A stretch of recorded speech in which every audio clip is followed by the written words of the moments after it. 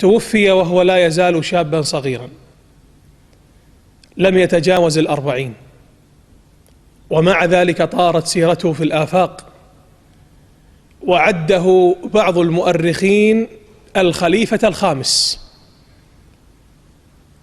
إنه الإمام الكبير والخليفة الراشد أبو حفص عمر بن عبد العزيز ابن مروان ابن الحكم الأموي القرشي المدني المصري رحمه الله رحمة واسعة، أمير المؤمنين الشهيد السعيد.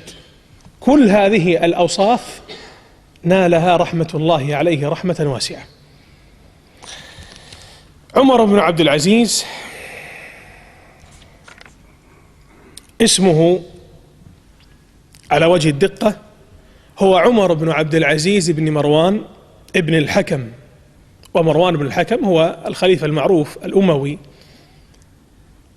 هو عمر بن عبد العزيز بن مروان بن الحكم ابن أبي العاص ابن أمية، دولة الأموية، ابن عبد شمس ابن مناف ابن قصي ابن كلاب، إلى النسب المعروف. هذا نسب كالشمس، وهو يلتقي مع النبي صلى الله عليه وسلم في عبد مناف. عبد مناف له 4 من الولد، له المطلب، له هاشم والمطلب ونوفل وعبد شمس. هاشم الذي منه النبي صلى الله عليه وسلم هو الهاشمي، محمد بن عبد الله بن عبد المطلب ابن هاشم. فهاشم ونوفل وعبد المطلب وشمس وعبد شمس هؤلاء إخوة، أبوهم من؟ عبد مناف. لذلك في الكلمة المشهورة التي قالها معاوية رضي الله تعالى عنه وأرضاه للذي نقل له دفاع علي بن أبي طالب عن معاوية على الخصومة التي وقعت بين علي ومعاوية، تعلمونها رضي الله عن الجميع. وقعت بينهم معركة صفين الشهيرة في سنة 37 للهجرة، راح ضحيتها ألوف من المسلمين. ذكر معاوية في مجلس علي بن أبي طالب فدافع عنه علي بن أبي طالب، لأنه ليس معنى أنني أختلف معك في قضية ما أرضى بغيبتك. كانت صدورهم سليمة، لم يكونوا كحال المنافقين.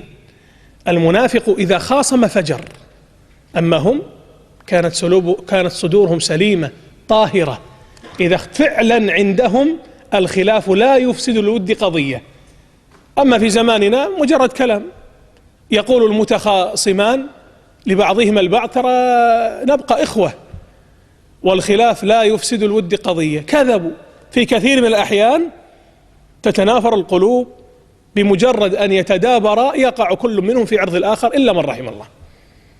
هذه الصدور تختلف، هذه القلوب النقية تختلف. فكان على خلاف معه في أمور السياسة وما وقع بينهم رضي الله عنهم. فتكلم أحد الناس في مجلس أمير المؤمنين علي بن أبي طالب على معاوية، فدافع عنه علي، دافع عن معاوية. نقل هذا الكلام إلى معاوية، فقال معاوية: أتدري لماذا قال ذلك؟ طبعا زيادة على أخوة الإسلام والإيمان. قال: من أجل المنافية، من أجل المنافية، لأن علي بن أبي طالب هو علي بن أبي طالب ابن عبد المطلب ابن هاشم ابن عبد مناف، فجده الرابع والخامس هو عبد مناف.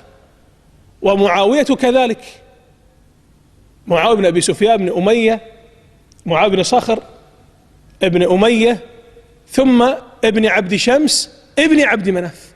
فيشتركون بنو أمية وبنو العباس وبنو هاشم جميعهم مردهم إلى عبد مناف، هو جدهم. فهو يلتقي مع النبي صلى الله عليه وسلم عمر بن عبد العزيز رحمه رحمة واسعة. طبعا قوله الإمام الحافظ العلامة المجتهد، هو كان فقيها عالما قبل أن يزين هو الخلافة. غالب البشر إذا تولوا المناصب الإمارة أو غير ذلك أو الإدارة أو ما شابه ذلك، لا سيما هنا الخلافة، خليفة المسلمين أمير المؤمنين، تحته من الدول والكنوز والجيوش ما الله به عليم. ففي الغالب الذين جاءوا بعد الخلافة الراشدة وبعد زمان معاوية رضي الله عنه، لأنه كان الملك العظيم كما قال عليه الصلاة والسلام: الخلافة 30 سنة ثم ملك ورحمة. فمن جاء بعده يعني بعد معاوية زانتهم الخلافة، يعني الخلافة زادتهم شرفا،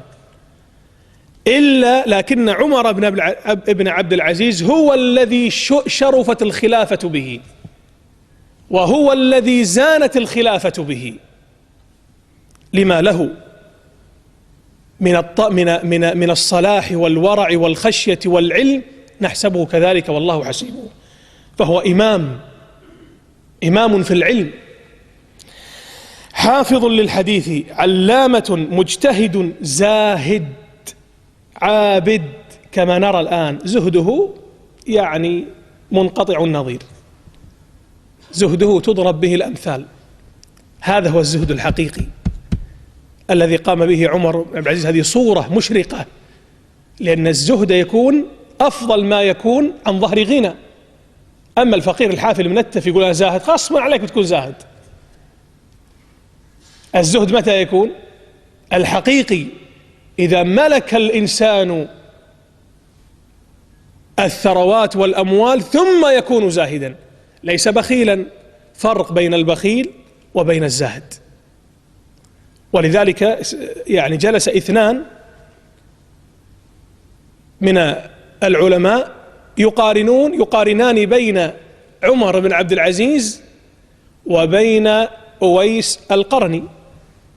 أويس القرني الذي زكاه النبي صلى الله عليه وسلم هو تابعي، بل أرشد عمر رضي الله تعالى عنه وأرضاه أن يطلب من أويس أن يدعو له إلى هذه الدرجة. وربما تأتينا إن شاء الله سيرته في الأيام القادمة إن مد الله في العمر. فظهر أن عمر ابن عبد العزيز أكثر زهدا من أويس. لماذا؟ لأن أويس كان فقيرا، فما يظهر الزهد بشكل حقيقي، لكن عمر خليفة، سنرى كيف كان زاهدا، لم يكن له إلا ثوب واحد، قميص واحد فقط،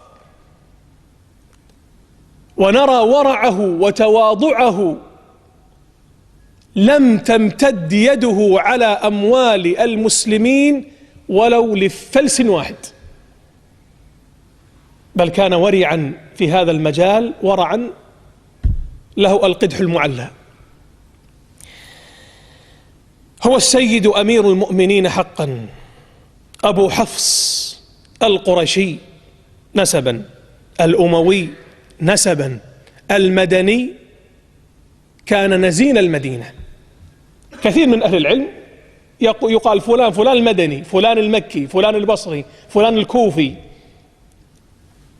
فلان الشامي، الدمشقي، الحمصي، المصري، ثم إذا نظرت إلى نسبه لا يرجع إلى المدينة ولا مكة ولا مصر لكن ينسب لذلك، يقولون نزيل مصر، نزيل مكة.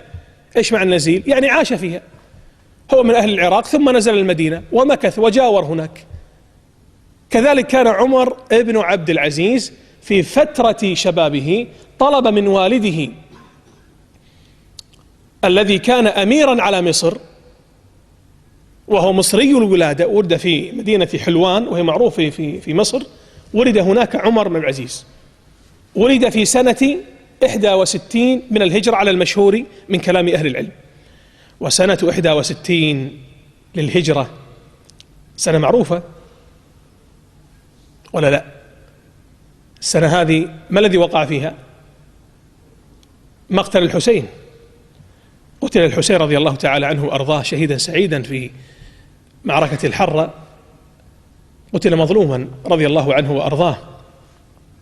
فولد في هذه السنة، في سنة 61 ولد في حلوان في مصر، وكان أبوه آنذاك أميرا على مصر من قبل عبد الملك ابن مروان. وعبد الملك ابن مروان الخليفة، خليفة المسلمين، هو عم عمر بن عبد العزيز. وسنرى كيف أن الخلافة ساقها الله عز وجل سوقا.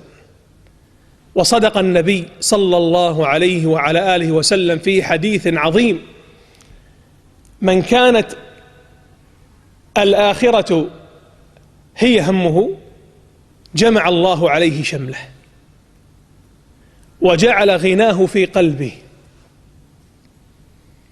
وأتته الدنيا وهي راغمة، وأتته الدنيا وهي راغمة. ومن كانت الدنيا هي همه جعل الله فقره بين عينيه. عند ملايين في البنك أرصدة، يعني لو جلس يصرف بهذه الأموال والثروات ربما إلى الجيل 20 من أحفاده ببذخ وإسراف لن تنتهي، ومع ذلك يقول فقير.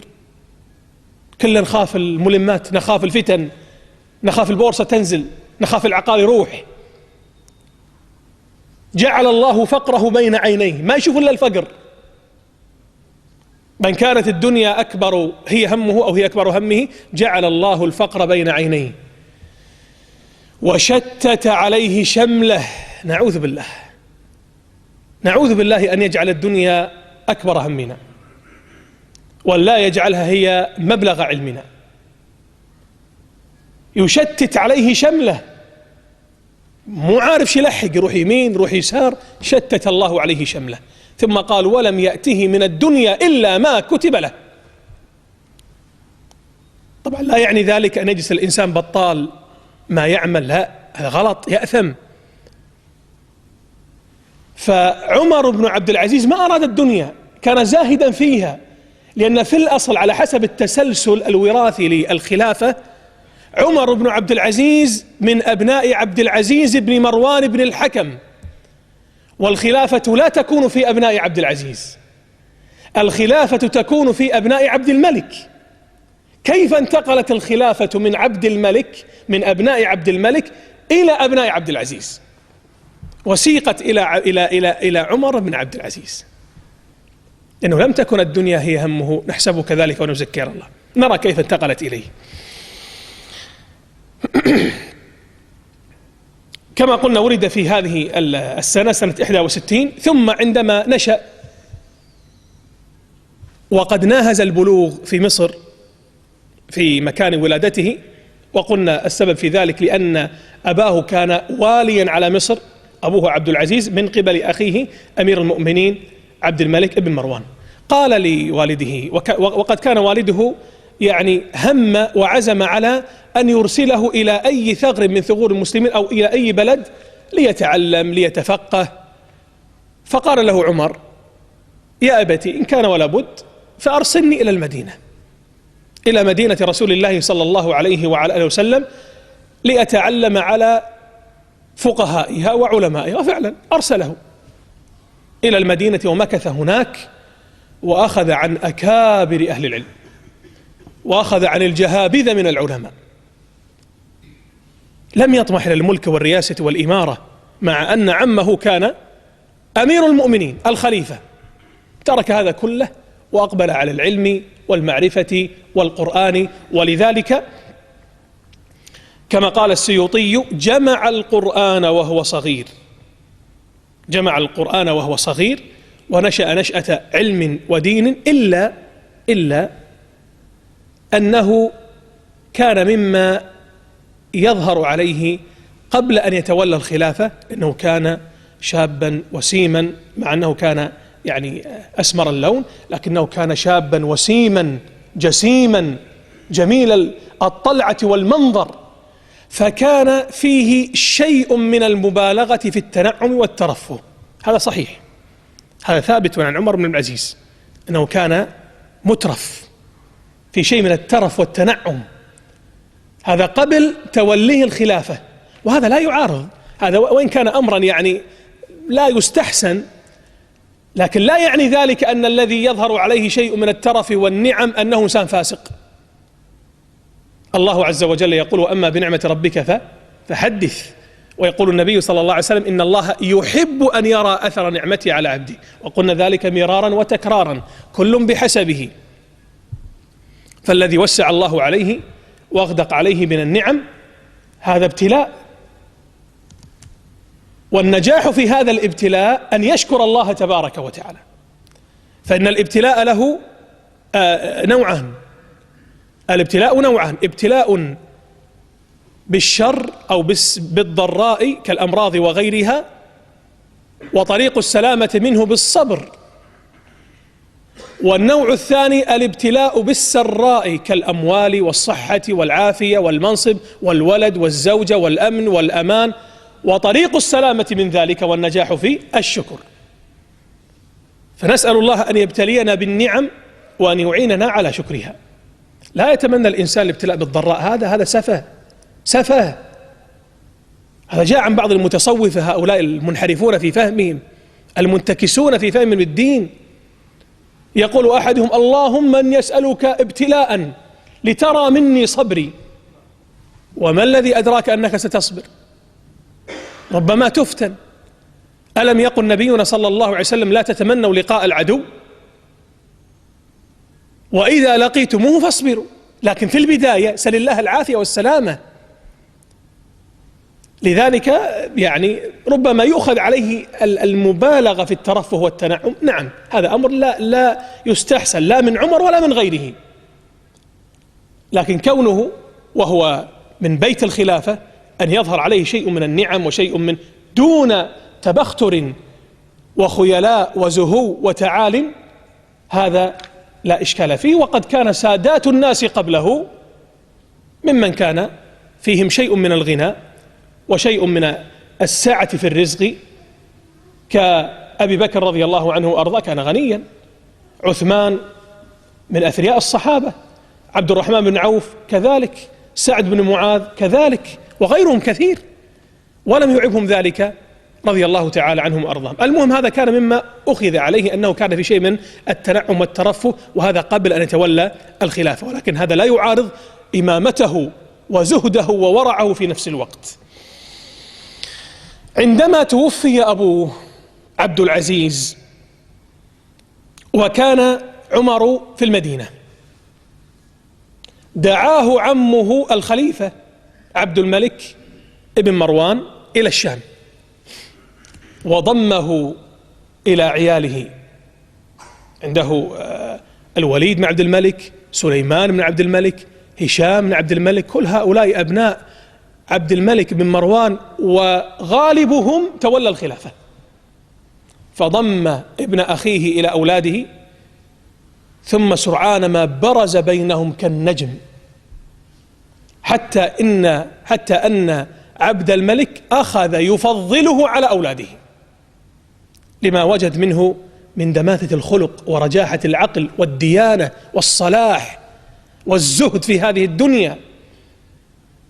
فما كان من عبد الملك الخليفة أمير المؤمنين إلا أن زوج ابنته فاطمة ابنة عبد الملك لعمر ابن عبد العزيز. وهذه المرأة الصالحة قد حازت الفضائل، حتى قيل في فضلها: بنت الخليفة والخليفة جدها، أخت الخلائف والخليفة زوجها. يعني أبوها خليفة وجدها خليفة، أخوانها خلفاء، وزوجها خليفة، بعد ما تحتاج إلى واسطة، هذه بغت تمشي شغلها. فأبوها عبد الملك بن مروان الخليفة، وجدها مروان بن الحكم خليفة، وإخوانها خلفاء. الوليد بن عبد الملك تولى الخلافة، وسليمان بن عبد الملك تولى الخلافة. فهي بنت الخليفة وجدها الخليفة وأخت الخلائف أو الخلفاء وزوجها الخليفة، فيما بعد أن عمر بن العزيز أصبح خليفة المسلمين. فتزوجها رضي الله تعالى عنه ورحمه، ثم ولاه عمه أمير المؤمنين الوليد ابن عبد الملك، أو ابن عمه. عندما توفي عمه عبد الملك تولى الخلافة من؟ ابنه الوليد بن عبد الملك.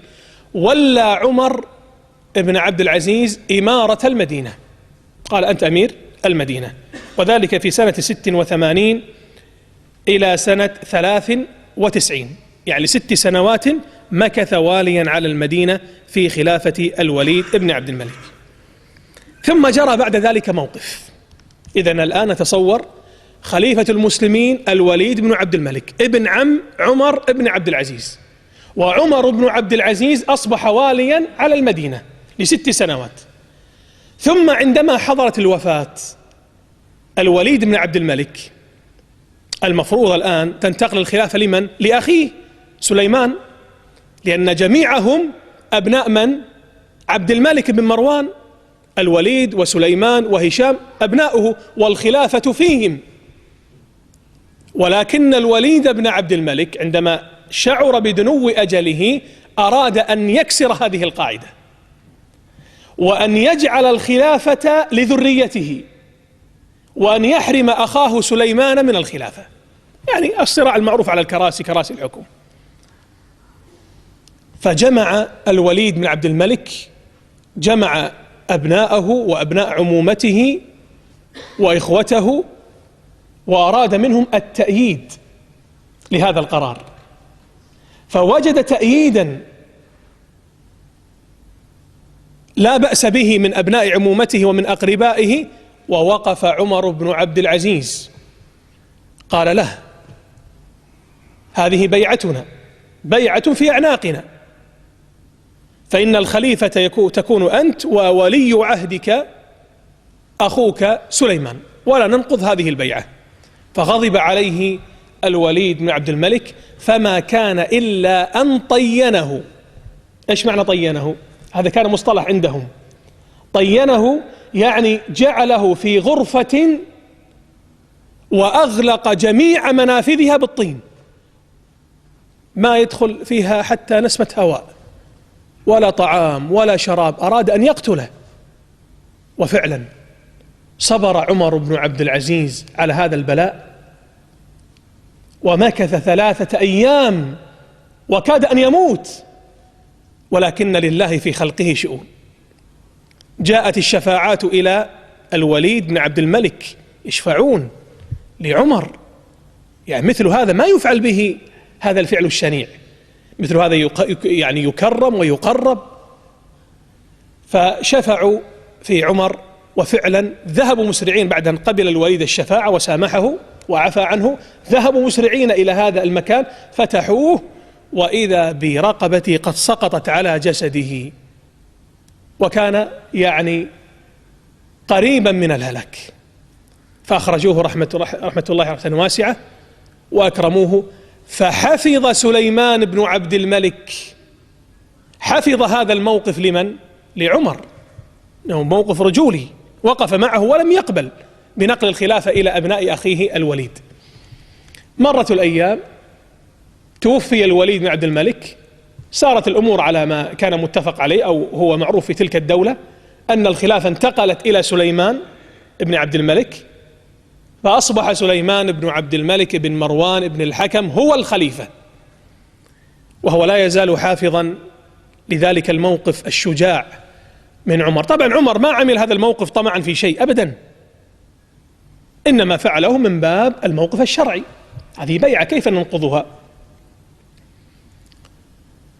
سليمان الذي تولى الخلافة الآن أيضا دنا أجله، المفروض أن تنتقل الخلافة لمن؟ إما لإخوته، وإما أن تنتقل الخلافة إلى أبنائه، لأنهم كلهم من ذرية عبد الملك، بينما عمر من ذرية عبد العزيز. عبد العزيز ليس له في الخلافة.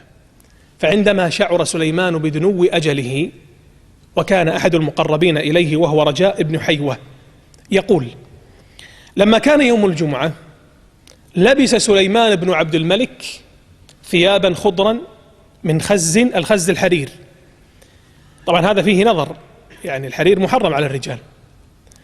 قال: ونظر إلى المرآة، إلى المنظرة، فقال: أنا والله، شوف سبحان الله كيف أن الشيطان يغرر ابن آدم، قال: أنا والله الملك الشاب، أعجب بهيئته ومنظره، فخرج إلى الصلاة يصلي بالناس الجمعة، فلم يرجع من صلاة الجمعة، يعني سويعات يسيرة أو دقائق يسيرة بعد أن قال هذه الكلمة وأعجب بنفسه، فلم يرجع حتى وعك، أصيب بمرض.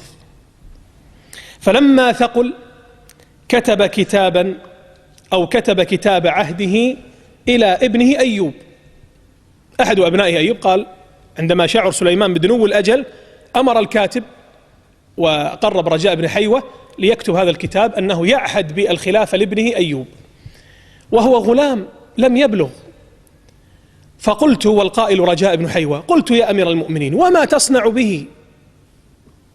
إن مما يحفظ به الخليفة في قبره أن يستخلف أو أن يستخلف الرجل الصالح. أنت الآن توفيت وتركت أيوب الصغير على هذه الأمة، ربما الناس يلعنوك وأنت في قبرك، فلتكن حسن السيرة وطيب الذكر ويلهج الناس لك بالدعاء، استخلف عليهم رجلا صالحا. فقال كتاب أستخير الله به أو أستخير الله به وأنظر لمن أعزم عليه. فمكث يوما أو يومين ثم خرقه، يعني مزق هذا الكتاب لأيوب ورجع عن رأيه. ثم دعاني، دعا رجاء بن حيوة فقال ما ترى في داود بن سليمان، ولد الثاني زين داود، نوليه ولا لا نوليه الحكم؟ فقلت، يقول رجاء، هو غائب بقسطنطينية، القسطنطينية الآن في تركيا في أرض الجهاد في زمانهم. قال هو غائب بقسطنطينية وأنت لا تدري أحي هو أم ميت. قال يا رجاء فمن ترى، من الذي أوليه وأكتب إليه العهد؟ فقلت يعني رجاء رأيك يا أمير المؤمنين، أنت اللي تقرر، لست أنا الذي أقرر، لكن فقط أنا أعطيك المشورة، وأنا أريد أن أنظر من تذكر، أنا فقط أعلق على من تذكر من الأسماء، لكن لا أستطيع أن أقول اجعل فلانا. فقال كيف ترى في عمر بن عبد العزيز؟ فقلت أعلمه والله فاضلا خيارا مسلما. قال سليمان هو والله على ذلك، ولئن وليته ولم أولي أحدا من ولد عبد الملك من إخواني وأبنائي لتكونن فتنة، مشكلة، ولا يتركونه أبدا يلي عليهم إلا أن أجعل أحدهم بعده، ويزيد ابن عبد الملك أخوه يزيد يومئذ غائب على الموسم، موسم الحج.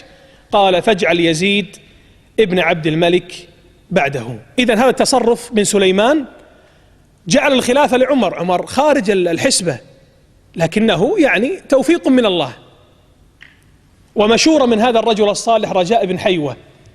ثم قال سليمان إذا أصبحت الخلافة لعمر أبناء عبد الملك من أبنائي وإخوتي لن يدعوه، هذا الذي وقع، عمر مات مسموما كما سنذكر الآن، ولكن ليهدئ الأمور قال اجعلوا الخلافة بعده بعد عمر يزيد ابن عبد الملك وهو أخوه، لتهدأ النفوس وليعلموا أبناء عبد الملك أن الخلافة سترجع إليهم مرة أخرى. فكتب الكتاب،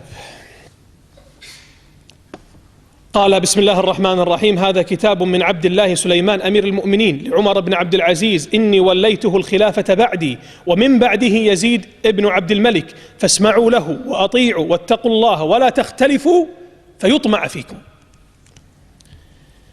عن سهل بن يحيى بن محمد المروزي قال أخبرني أبي عن عمر أو عن عبد العزيز بن عمر بن عبد العزيز قال لما دفن عمر ابن عبد العزيز سليمان بن عبد الملك، خلاص سليمان مات وانتقلت الخلافة إلى عمر، دفن الآن، ماذا فعل رضي الله عنه؟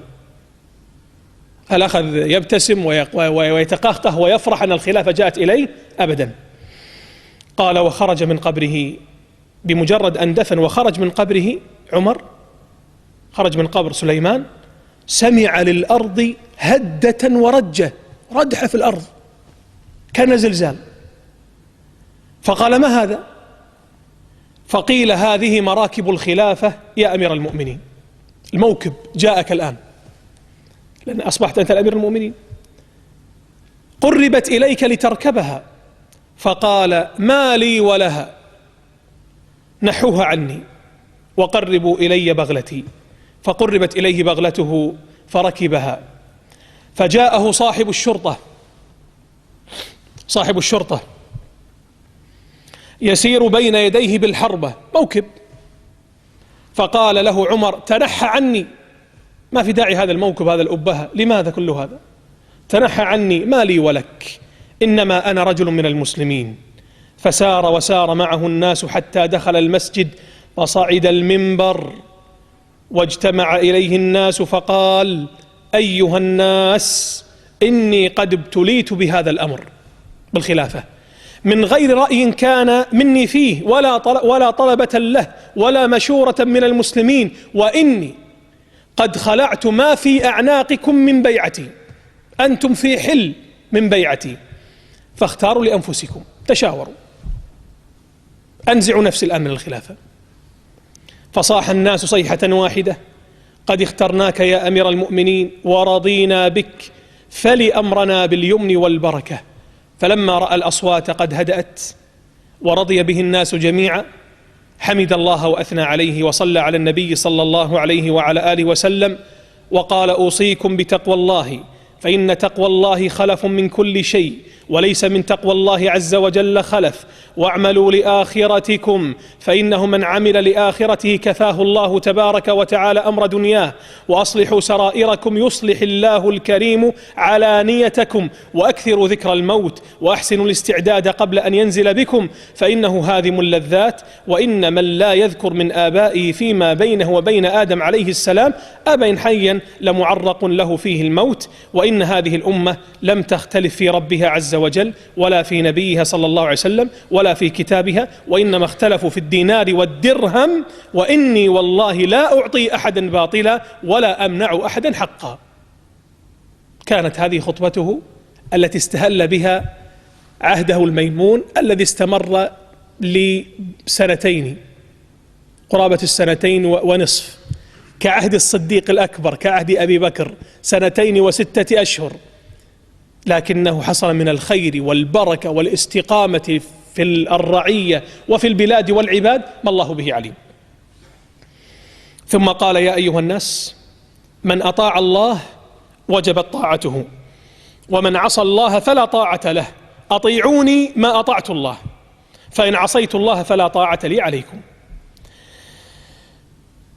نختم سريعا بذكر بعض مواقفه وثناء أهل العلم عليه. قال سفيان الثوري: الخلفاء 5: أبو بكر الصديق، عمر الفاروق، عثمان ذو النورين، علي رضي الله عنه وأرضاه المرتضى، وعمر بن عبد العزيز. وهذا حقيقة فيه شيء من التجاوز، وإلا خامس الخلفاء الحسن بن علي بن أبي طالب، تولى الخلافة ل6 أشهر عليه رضوان الله، ثم تنازل الحسن السيد، تنازل لمعاوية رضي الله تعالى عنه وأرضاه، واجتمع المسلمون على خليفة واحد، ولذلك يسمى هذا العام بعام الجماعة.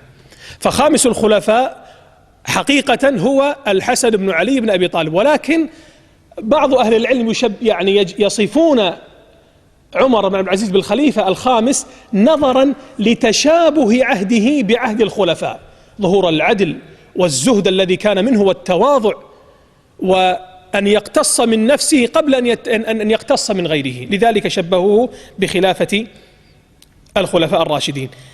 عن أنس رضي الله تعالى عنه الصحابي الجليل، وأنس عمر كما تعلمون، أنس عمر حتى تجاوز 100، لأن النبي صلى الله عليه وسلم دعا له. أنس الذي خدم النبي صلى الله عليه وسلم ل10 سنوات، دعا له النبي صلى الله عليه وسلم بطول العمر وكثرة المال والولد، فعمر حتى تجاوز 100، وكان من أكثر الناس مالا وولدا، حتى أدرك زمان عمر ابن عبد العزيز وصلى خلف عمر، لأنه هو الخليفة، صلى خلفه. فقال أنس: ما صليت وراء إمام بعد رسول الله صلى الله عليه وسلم أشبه صلاة برسول الله صلى الله عليه وسلم من هذا الفتى، يعني بذلك عمر ابن عبد العزيز، وكان آنذاك واليا على المدينة. عن سفيان قال: كانت العلماء مع عمر بن عبد العزيز تلامذة، عن أبي سعيد الفريابي قال قال أحمد بن حنبل إن الله تبارك وتعالى يقيض للناس في كل رأس 100 سنة من يعلمهم السنن وينفي عن رسول الله صلى الله عليه وسلم الكذب، فنظرنا فإذا في رأس 100 عمر بن عبد العزيز وفي رأس 200 الشافعي. يعني النبي عليه الصلاة والسلام جاء عنه أنه قال على رأس كل 100 كل قرن هجري يبعث الله في هذه الأمة من يجدد أمر دينها، من يجدد يدعو الناس مرة أخرى إلى الدين والسنة والتوحيد. وهناك مجددون كثر عبر التاريخ، ربما من آخرهم الإمام المجدد محمد بن عبد الوهاب الذي خرج في بلاد نجد المعروف الإمام الكبير. فكان المجدد على رأس 100 الأولى من الهجرة عمر بن عبد العزيز، والمجدد لهذا الدين على رأس 100 الثانية من الهجرة محمد ابن إدريس الشافعي، هذا الإمام الكبير، وستأتينا سيرته الماتعة في ما نستقبل من الأيام بحول الله وقوته. نختم سريعا. عن سهيل بن أبي صالح قال كنت مع أبي غداة عرفة، في يوم عرفة كان هذا الغلام مع والديه أو هذا الشاب مع والديه في يوم عرفة في الموقف في الحج، فوقفنا لننظر لعمر ابن عبد العزيز وهو أمير الحج، فقلت يا أبتاه والله إني لأرى الله يحب عمر. قال الأب قلت لما؟ ايش دراك إن الله يحب عمر بن عبد العزيز؟ قلت لما أراه دخل له في قلوب الناس من المودة، وأنت سمعت أبا هريرة يقول قال رسول الله صلى الله عليه وعلى آله وسلم إذا أحب الله عبدا نادى جبريل إن الله قد أحب فلانا فأحبوه. إذا أحب الله عبدا ينادي جبريل، الله ينادي جبريل يقول يا جبريل إني أحب فلانا فأحبه، فينادي جبريل في أهل السماء إن الله يحب فلانا فأحبوه، فيحبه أهل السماء ويوضع له القبول في الأرض. ولذلك ترى من الناس سبحان الله إذا رأيت أحد يعني تحبه مباشرة ربما لا تكون بينك وبينه سابق معرفة، فالأرواح جنود مجندة ما تعارف منها ائتلف وما تنافر منها اختلف، وهذا يعني من عاجل بشرى المؤمن في هذه الدنيا. خشيته أو قال جويرة ابن أسماء لما استخلف عمر بن عبد العزيز جاءه بلال ابن أبي بردة فهنأه أحد المهنئين وقال من كانت الخلافة شرفته فقد شرفتها، ومن كانت زانته فقد زنتها، وأنت كما قال مالك بن أسماء وتزيدين، يعني يمتدح امرأة زوجه حتى لا نذهب بعيدا، يمدح امرأة زوجته، قال وتزيدين أطيب الطيب طيبا، يعني أنت تزيدين الطيب طيبا، وتزيدين أطيب الطيب طيبا أن تمسيه أين مثلك أين، وإذا الدر زان حسن وجوه كان للدر حسن وجهك زينة، يعني أنت تزينين الطيب إذا مسستيه وأنت تزينين الدر إذا لبستيه. فكذلك عمر زين الخلافة وشرفها ولم تزينه ولم تشرفه. أما عن خشيته أيها الإخوة فكانت له خشية عظيمة من الله تبارك وتعالى.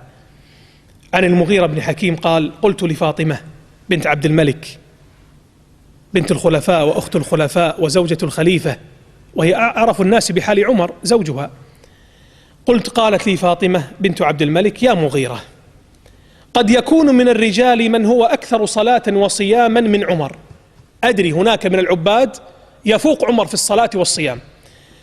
قالت ولكني لم أر من الناس أحدا كان أشد خوفا من ربه من عمر، كان إذا دخل البيت ألقى نفسه في مسجده في بيته فلا يزال يبكي ويدعو حتى تغلبه عيناه ثم يستيقظ فيفعل ذلك ليلته أجمع، يقضي ليلته بالاستغفار والدعاء والبكاء والخشية من الله تبارك وتعالى. وعن عبد العزيز بن الوليد بن أبي السائب قال سمعت أبي يقول ما رأيت أحدا قط الخوف أو الخشوع أبين على وجهه من عمر بن عبد العزيز. وعن مزيد بن حوشب قال: ما رأيت أخوف من الحسن البصري، تأتينا سيرته إن شاء الله، وعمر بن عبد العزيز كأن النار لم تخلق إلا لهما. يعني من كثرة الخشية والبكاء والخوف ومراقبة الله تبارك وتعالى الذي يراه يقول كأن النار خلقت لهذا، مع ما له من القدر العالي عند الله أو بين الناس وعند الله تبارك وتعالى.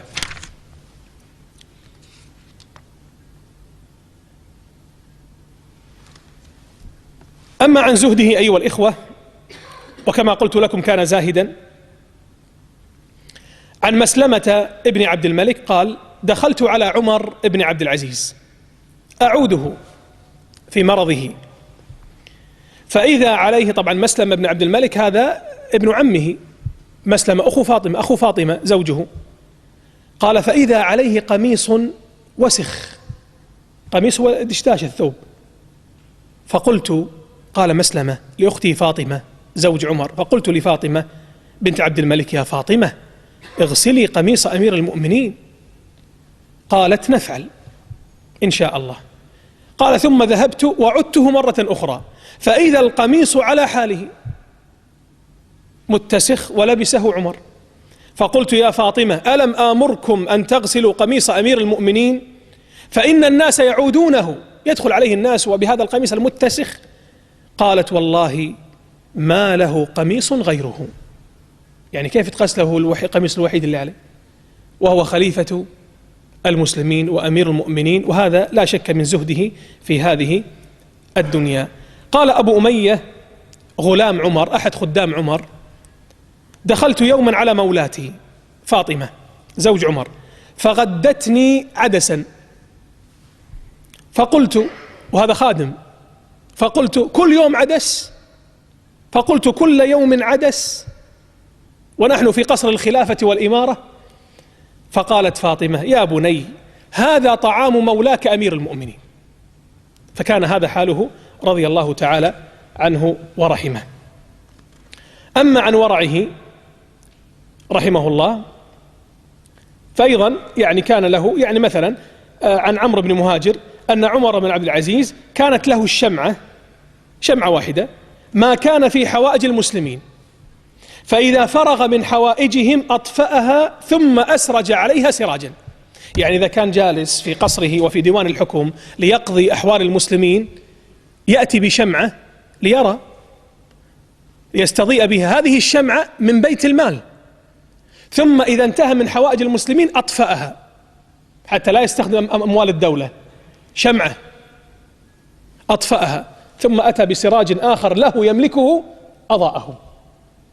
وهذا لا شك من ورعه إلى هذه الدرجة، خشي أن يستعمل هذه الشمعة التي هي من أموال المسلمين. وعن ربيع بن عطاء، وهذه يعني هذا موقف طريف، وعن ربيع بن عطاء قال: أتي عمر بعنبرة من اليمن، عنبر الطيب من اليمن، وهذه من يعني ترد لبيت مال المسلمين، فوضع يده على أنفه بثوبه، عنبر رائحتها طيبة، فوضع ثوبه على أنفه حتى لا يشم هذه العنبرة، فقال له مزاحم: إنما هي ريحها يا أمير المؤمنين، لماذا يعني تجعل ثوبك على أنفك؟ قال: ويحك يا مزاحم، وهل ينتفع من الطيب إلا برائحته؟ يعني هذا مال المسلمين، إذا تمتعت بشمه هكذا ينتفع بالطيب. الطيب ماذا يؤكل؟ يشم الطيب، فلذلك لا أنتفع به. قال مزاحم الذي أتاه بالعنبرة، قال: فما زالت على أنفه، يعني يده بثوبه على أنفه حتى رفعت هذه العنبرة، وأبى أن يشمها لأنها من بيت المال. إلى هذه الدرجة. طبعا بعض الناس يقول هذا تنطع، لا، مو تنطع، هذا الورع الحقيقي والقيام بالأمانة، هذه الأمانة العظيمة التي ينأى عنها الجبال الرواسي، حمل الخلافة. تواضعه أيها الإخوة معلش طالت عليكم اليوم لكن قريبا إن شاء الله سنختم. تواضعه كان تواضعا عظيما. عن رجاء بن حيوة قال: سمرت ليلة مع عمر بن عبد العزيز، جلس معه في الليل يتسامران على مصالح المسلمين طبعا. قال: فاعتل السراج، وإحنا جالسين السراج انطفأ، أصبحنا في ظلام، فذهبت أقوم أصلحه يعني أخدم الأمير، فأمرني عمر بالجلوس، وقام بنفسه فأصلحه ثم عاد فجلس، فقال: قمت وأنا عمر بن عبد العزيز، وجلست وأنا عمر بن عبد العزيز، ولؤم بالرجل إن استخدم ضيفه. شوف قواعد، هذه قواعد في الأدب، قواعد في الضيافة. أبى أن لا يقوم إلا بنفسه. موقف آخر أيضا فيه شيء من الطرفة. عن عمر بن حفص قال: حدثنا شيخ قال: لما ولي عمر بن عبد العزيز بدابق خرج ذات ليلة ومعي حرسي، أو ومعه حرسي، خرج كان أمير ومعه حرس في الليل، فدخل المسجد فمر في الظلمة، ظلام في المسجد ما يشوف، فمر في الظلمة برجل نائم فعثر به، ما يدري، داس ببطنه شوي وما يدري طبعا، ما قصد، فرجل نائم ويوسف واحد ببطنه فجأة، فرفع رأسه وهو لا يعلم أنه الأمير، فرفع رأسه إليه فقال: أمجنون أنت؟ وفي قصة أخرى أنه قال: أحمار أنت؟ قال: فهم به الحرس مباشرة، يضربوه يعني يأدبونه، فهم بهم عمر وقال: مه، انتظروا. إيش قال؟ ما قال شيء. قال: أمجنون أنت؟ قلت لا، أنا عمر بن عبد العزيز، أنا ماني مجنون. والرواية الأخرى عندما قال: أحمار أنت؟ قال: لا، لست بحمار، أنا عمر بن عبد العزيز. وهدأ الموقف وسار. طبعا عاد الرجل، ما أدري عاد إذا نام أو ما نام، لم تأتي به الرواية. وعد، خلاص سنختم بهذا الموقف. كان متبعا للسنة مقيما لها، وما أحوج الأمة لخليفة يقيم السنة ويعز أهل السنة. فعن زيد بن مخراق قال: سمعت عمر بن عبد العزيز وهو يخطب الناس يقول: لولا سنة أحييها أو بدعة أميتها لما باليت ألا أعيش فواقا. يعني يقول: لولا أن بقائي في هذا المكان أحيي السنة وأميت البدعة لما أحببت أن أبقى في هذه الدنيا فواق. الفواق فواق ناقة، يعني قدر ما تحلب ناقة. هذه أمثلتهم، لأنهم عرب، شو يعرفون غير الناقة والشاة من بيئتهم. كذلك كان في زمان عمر، تسمعون أنتم الآن أيها الإخوة بعض الخطباء يختمون الخطبة بقولهم ماذا؟ إن الله يأمر بالعدل والإحسان وإيتاء ذي القربى. صح، بعض الخطباء يفعلون هذا الأمر. من أين أتت هذه السنة؟ أو من أين أتى هذا الأمر؟ من عمر بن عبد العزيز. كيف؟ في دولة بني أمية، وعمر من بني أمية، نظرا للخلاف الذي وقع بين علي ومعاوية، ومعاوية كان في الشام ودولة بني أمية في الشام، فأصبح بعض أهل الشام يتعصبون لبني أمية، بل تجاوزوا الحد في ذلك، أخذوا يسبون علي بن أبي طالب. كما أن في العراق، وكانت مقرة خلافة علي بن أبي طالب في الكوفة، تعصب له شيعته وتجاوزوا وأخذوا يسبون بني أمية، وهذا من الجهل لا شك. وأهل السنة بريئون براءة الذئب من دم ابن يعقوب، بريئون من هؤلاء الرافضة، وبريئون كذلك من هؤلاء النواصب. لا نسب عليا، بل نحبه ونحب أهل بيته ونترضى عنهم، وحبهم إيمان وبغضهم كفر ونفاق. وكذلك لا نسب معاوية رضي الله عنه خال المؤمنين الخليفة الراشد. فكان الناس يسبون عليا على المنابر في الشام. فعندما تولى عمر الخلافة، هذا الإمام السني السلفي المتبع ألغى هذا السب، وقال: بدل أن تسبوا عليا رضي الله عنه وقد حط رحله في جنات النعيم الشهيد السعيد، فقولوا إن الله يأمر بالعدل والإحسان وإيتاء ذي القربى وينهى عن الفحشاء والمنكر والبغي يعظكم لعلكم تذكرون. فأصبحت هذه الآية يعني توارثها الناس، ولا شك أن المداومة عليها ليست من السنة، لأن عمر ليس مشرعا، إنما هذا اجتهاد منه، قال بدل أن تسب قل هذه الآية لينتفع الناس بها، لكن ما قصد عمر أن يجعلها سنة، لكن الناس هكذا مولعون بالشيء الجديد ويستمرون عليه. المهم هو الذي جعلها رحمة الله عليه رحمة واسعة. حقيقة الكلام فيه كثير. حضرته الوفاة في سنة 100، يعني 101، وهو قد ولد في سنة 61، فله من العمر